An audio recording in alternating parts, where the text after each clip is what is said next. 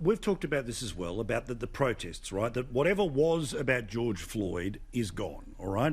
And what is there now is an attempt to continue to keep unrest on the streets, to keep rattling the cage, and then, as Kamala Harris said when she was officially made the vice presidential candidate, the running mate, is that she said, well, look at the unrest on the streets, look at the problems in the economy, it's all Donald Trump's fault. When, of course, anyone paying attention, which I still think is an awful lot of people, they all know that trying to link those two is a big bow. And you've got an example about somebody who's gone on American television just in the past 24 hours, and basically, well, they've shown the playbook here. Keep the aggro going because it's good for us politically. This is as much about public outcry and organizing and mobilizing and applying pressure. Make the phone call, send the email, show up. You know, there needs to be unrest in the streets for as long as there's unrest in our lives. And unfortunately, there's plenty to go around. Apart from the wonderful do, tell us about Representative Presley. Well, she's a congresswoman, and look, she's just dead wrong. It's working against the Democratic Party. The riots are still going on in Portland, Oregon right now, and they're still going on in Seattle, Washington. They're two big Democratic states. They're two big Democratic cities. They can't blame federal agents for this. It is basically a failure of the local mayor, the failure of the local governors to take control of the streets, and it's working in Donald Trump's favour.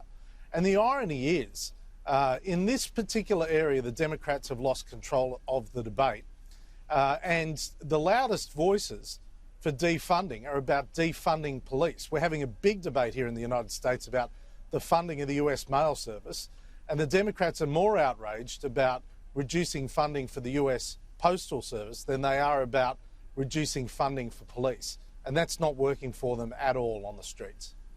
Now, also, you know, we saw this where another confrontation in the Black Lives Matter protest movement, again, way out of, remember this was supposedly about police justice again.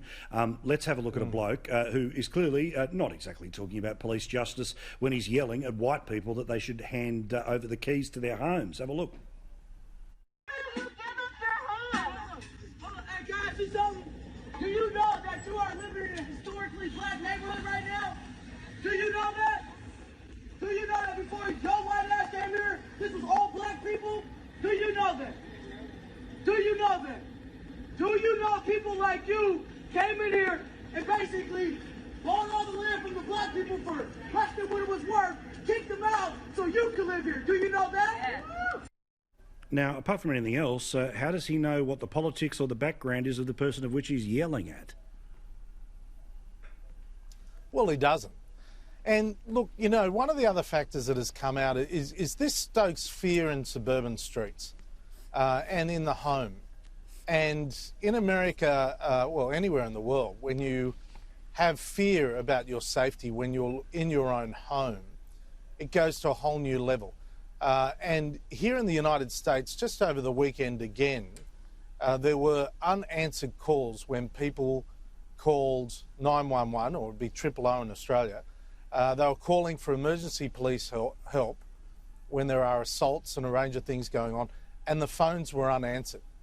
Now, I can't remember that happening in Australia, but when it happens here in the United States, and it happened here in Washington, Paul, when there was a curfew on, when the riots were in the streets, our neighbourhood, my next door neighbours told me that they were ringing 911 because there were people in their garden and 911 wouldn't answer. And I asked them what the solution was, and they said, I have guns in the house. And these are Democrat voters.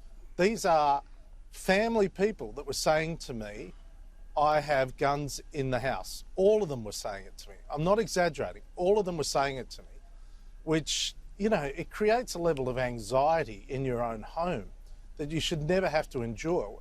And when you see either black or white people on the streets in the suburbs demanding people to leave their homes, it becomes a totemic moment in the debate.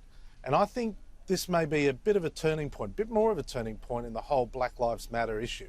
There's no doubt there has to be some readjustment of the balance, but there is also the risk that it can escalate into a much bigger law and order issue. No, agree completely.